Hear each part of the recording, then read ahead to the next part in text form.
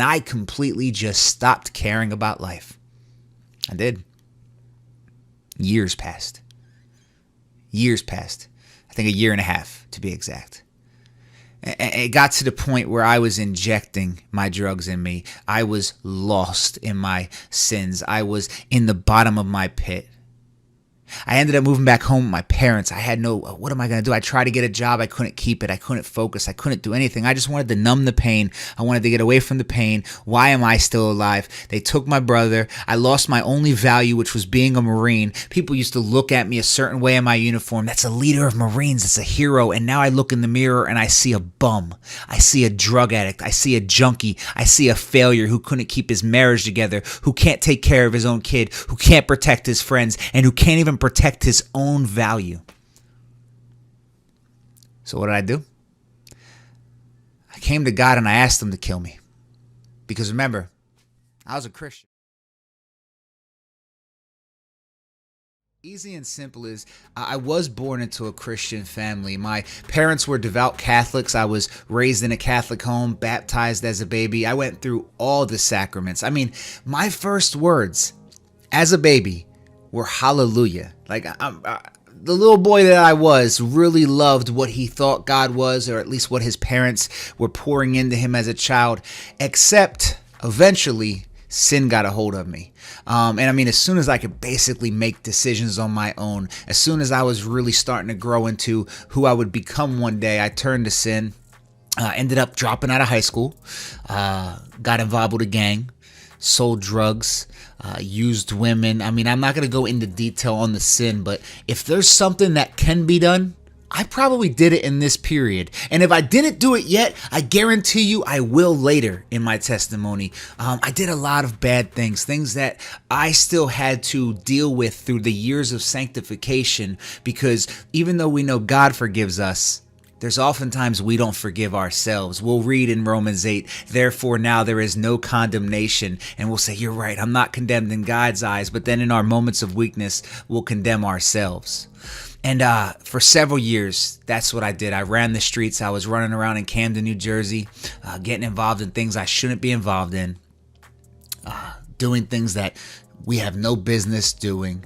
But however, in those moments, I always felt like I was in the wrong place. I wanted to be cool. I wanted to be hard. I wanted to be a thug. I wanted street credibility. But when it came time to doing evil things, I felt restrained. I felt like something was wrong. But I still did it. Fast forward to about the age of 20. And this is about 2007. Maybe I was 19. And I caught my 7th charge. That's right, 7 charges I had currently. 6 of them were open. 1 was on appeal. I was only found guilty for 1, which was a resisting arrest charge. And I was appealing it. And then my brother, who had lived with me now at this time for 4 or 5 years, Tim Loper, he comes to me and says, hey, we should join the Marine Corps.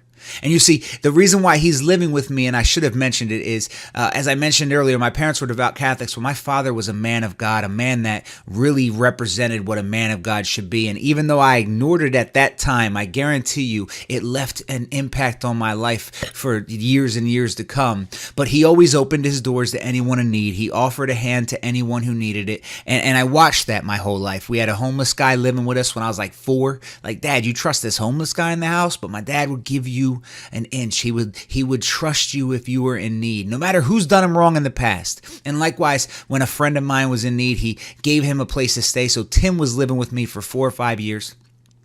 And he comes to me one day and he says, Mike, why don't we join the Marine Corps? And I'm like, join the Marine Corps? You got me twisted. And I probably said it a little different than that, because in my mind, that's war and death.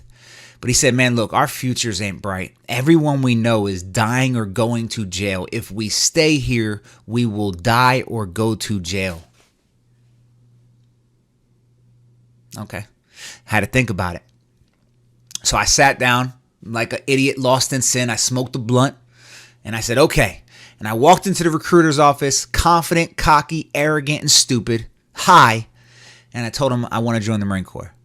I shipped off like 9 days later. I left for the Marine Corps, and in my mind, I have now conquered my problems. You see, in my mind, sin was something I could run from because my problems were in New Jersey. They weren't within me. They weren't in my flesh. They weren't going to follow me. I can get away from that. So I joined the Marine Corps. I did my basic training. I did the things that I'm supposed to do. And then we get to my first base, and I get there, and the barracks are just like the worst thing ever. And I'm just like, we have to deal with this. And then I heard you get paid a little bit more if you get married. And I'm like, well, I could do that. I didn't say it like that, but it was in my mind. So the first woman I met got married. Simple as that. A lot of military members do it. Dumb. Stupid.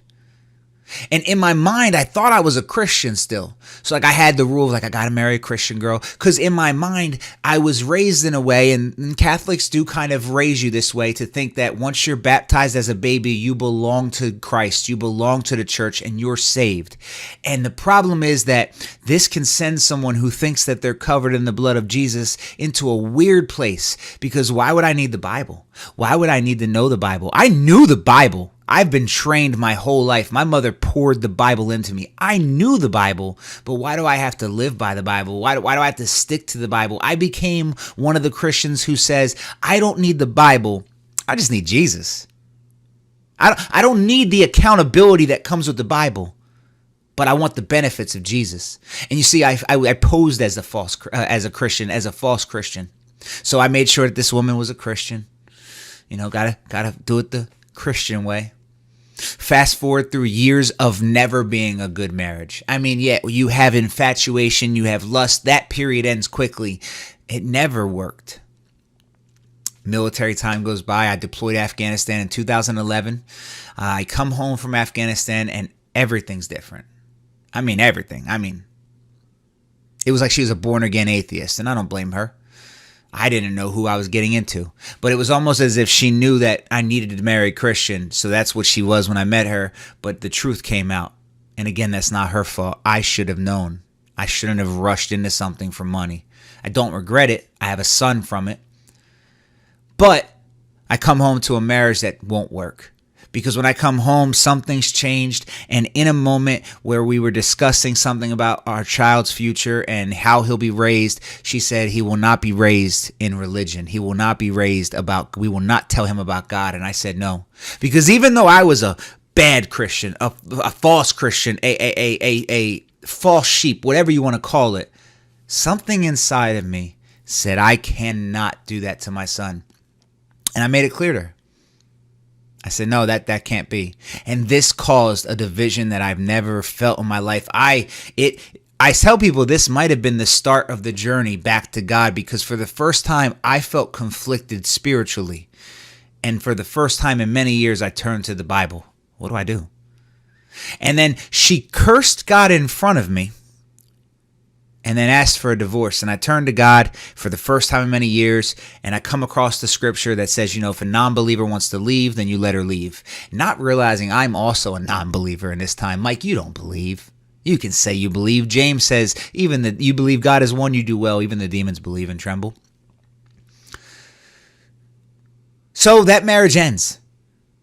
You think fast forward and maybe I get saved, right? No, there's so much more that happens, because after the marriage ends, some troubles happen, and without sharing too much personal information, because that's not fair to her, things happened that were very dark and demonic involving her life, my ex-wife's life. And on a night where I was up till 4 a.m. dealing with actual evil and demonic things, I don't want to, like I said, share too much, but just know it was a night of spiritual warfare, mental exhaustion, and it's like 3 o'clock by the time I even get back home. 4 o'clock I go to bed, and then I wake up at 6:30 to a phone call, and I don't forget the phone call. We call her my Aunt Tammy, because Tim's my brother. Like I said, everybody in his family called me family. His family treated me as family. I knew his whole family. And she called, and I wake up, I'm half asleep, and I'm like, hello? She goes, they took your brother. Now, my brothers have been reckless. Took my brother. What? Oh, he got locked up. Did he do something stupid? He get into a drunk bar fight? He's a Marine, I'm like, what? I'm half asleep. Like, what? She said, they took your brother. I'm like, what? T, what are you talking about? And that's when she said they took him. Tim, they killed him. And in that moment, because remember, my military career is at the peak where it's at, but it's already fading away because I didn't even mention this. I'm dealing with some injuries that are going to probably ruin or shorten my career. And then my ex-wife is leaving. Darkness happens. Demonic things happen. I'm up all night. I'm stressed out. What's my life going to be? Oh, goodness. And what's one thing that's a constant? My brother. And now he's gone. And I lost it. If I would have been in New Jersey, I probably would still be in jail for what I would have did to the man that killed him. Because I wasn't in the right mind space. I wasn't there. I immediately grabbed my gun. I was in North Carolina. You own guns. And I thought about it. Now, I went home, obviously, and I was there for the court case. I saw the dude, and I went through some mental stuff. And at this point, my career was over because they even saw it. I was gone. There wasn't even a reason to be in the military for me. And then with my injuries coming up, not allowing me to properly exercise because my back, I have issues in my spine, I have issues in my head, I have issues in my hip, issues in my feet. I ended up getting out. But now I'm getting out with medical issues. My best friend and my brother is gone. My ex-wife is an ex-wife. I'm fighting for custody because I have to get this custody because she wants to raise him in ways that are, there's no God. It's okay to be any gender you want. She wants to pour that into him. And I'm like, I can't. No matter what someone thinks about me from the life I've lived or the decisions I've made or my reasoning behind it, I have to protect him from being lost. So I fight that. And then while doing this, the doctors at the VA are prescribing me Opana, which is oxymorphone. This is 3 times the strength of oxycodone.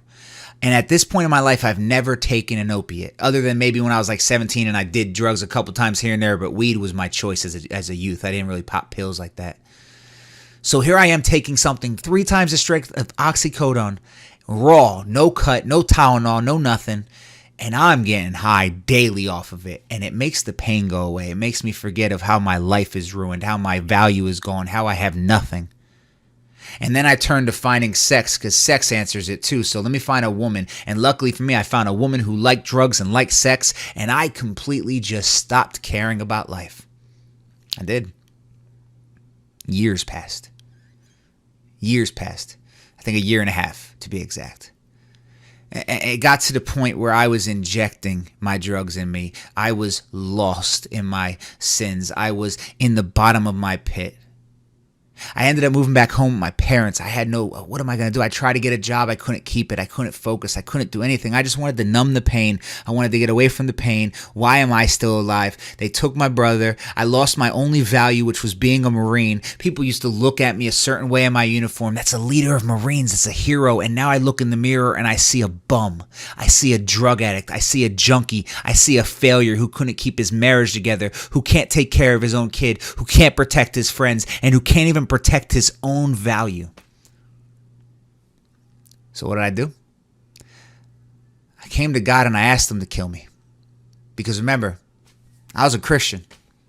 Suicide's not an answer. It's unforgivable. That's what I was always told, right? If you kill yourself, you can't ask for forgiveness. You can't ask for forgiveness because God is, sitting there waiting like, oh, you didn't ask. And I asked him, I said, God, kill me, please. I know I can't do it because that's a sin, but I don't need to be here. I can't do this anymore, God. I cannot do this anymore. And in my tears, in my broken heart, I beg God, just kill me or use me because my life has no value and I don't know what I'm doing anymore. I relinquish my control to you, God. And I said, I give you my life. And then 2 days later, I get a phone call. Random, from a guy I was roommates with in my first year in the Marine Corps. And we stayed in touch a little bit while I was in the Marine Corps, but near the end, not really. And then I got out and I didn't talk to him for years. But he just called me. Hey, what's up, man? How you doing? Oh, I'm good. Lying. I'm great. You know me, get out the Marine Corps ball, and I got a couple things set up. He's like, yeah, definitely. you should come out here and visit me. I'm like, okay, where? Texas. Okay. And we talked a little bit more. I'm kind of summarizing it, but it ended up with him saying, come visit him. And I came to visit him, and I'm an addict still. I'm dealing with withdrawal because after my moment with God, I decided to be done. Because what I didn't realize is when I came to God, he already started working. Even though I haven't realized it yet. He's already working. So I'm an addict in withdrawal, but I go visit him, and everything seems great there. He's loving. There's no bad influences. I mean, he's a Marine, so he's a bad influence off that, but but no, none of those bad influences that I needed to get away from, right? And then he says to me, Mike, I'll be honest with you. I think you should move out here. And I'm like, what? He's like, I didn't really call just to call. I had like this feeling that something was wrong. And then when I talked to you, it didn't seem right. And I just felt like I needed to get you out of there. He's like, so don't go back. And I'm like, man, I got a son at home. He was like, so bring him. Okay. Whew. And I remembered what I asked God right before he called. So I made a decision. I went home. I told my parents I love them. And I said, I have to do this. I asked them, can you keep my son for a couple months so I can get myself situated here? And I got a one-way ticket and a backpack. And I said, all right, God, I came to you. I said, I'm done. I said, I'm done. And I give it to you. And now this is coming up. I trust you. And I took that step and I followed it. And I've been in Texas since. I've been walking with the Lord since, and it's not been an up in the sky journey this whole time. It's ups and downs, but I gave my life to Jesus that night when I was broken. I gave my life to him and said, it's yours. And since then, there's been moments where I tried to take back my life in moments of pride, and when I tried to take back my life, I was chastised and punished for it. Because you see, God gives you freedom, yes, don't get it twisted. But at the same time, I gave it to him. I said, I'm coming to you and I give it to you. So he walked me through that fire. He walked me through those moments. And over these courses of years, I've involved myself with street ministry. I used to go out with CFM, Christ Forgiveness Ministries, which is an incredible organization if you're not aware of them. I'm a faith coach with JesusCares.org. I ended up being able to take care of my family. I ended up moving my parents from New Jersey here, even though when I left them, that lost kid that was lost in sin, in my mind, I might never see them again because my dad was older and they can't just be up and moving. I was able to move them here and they spent some time with my son before my dad passed. I met my wife and I've got a wonderful family now. And it's because not only did I give my life to Jesus, but I took that step. And I want people to understand that because you see, we look at the faith in the Bible, but how often do we see that first step? Look at Abraham. What he did when he went up on the mountain. And we see that we're saved by faith, but our faith is made complete in our action. You see, God loved Abraham and accounted him righteousness due to his faith. But God couldn't use him until Abraham was willing to be used. I mean, yeah, could God use you against your will? We know very well he can. But he allows us to participate. That's why Abraham's father is not the father of all, because he was given that same task and he did not complete it. So I ask you, if you came to him, I love you and that's beautiful. But now that you're with him, it's not the end, it's the beginning. When you get that phone call, when you get that moment where it's just somebody offering you something that doesn't make sense in the moment, don't forget who you've been asking for help from. Because we often expect God to be the one to answer it. We expect God to literally come and sit down next to us and be like, let me give you guidance. But the truth is, he answers us with each other. He uses us to do his work. So I hope that gives you guys some insight on my testimony. I don't have a script here. I don't have anything I'm writing down. So if it was a little jumbled, I apologize. I wanted to give it to you from my heart. So this was raw. This is one take. It's going to be easy for uploading. I don't got to worry about, editing or nothing. But God bless you guys. If you're new, obviously you are. This is a new page. So all of you, thank you for taking the time to hang out with us. And just know, as I tell everyone, don't trust me because I say it. Don't trust anybody online because we say it. Dive into the word. Test everything. And stay true to God. Because all men can be liars. But God is true. God bless you guys. Go in peace.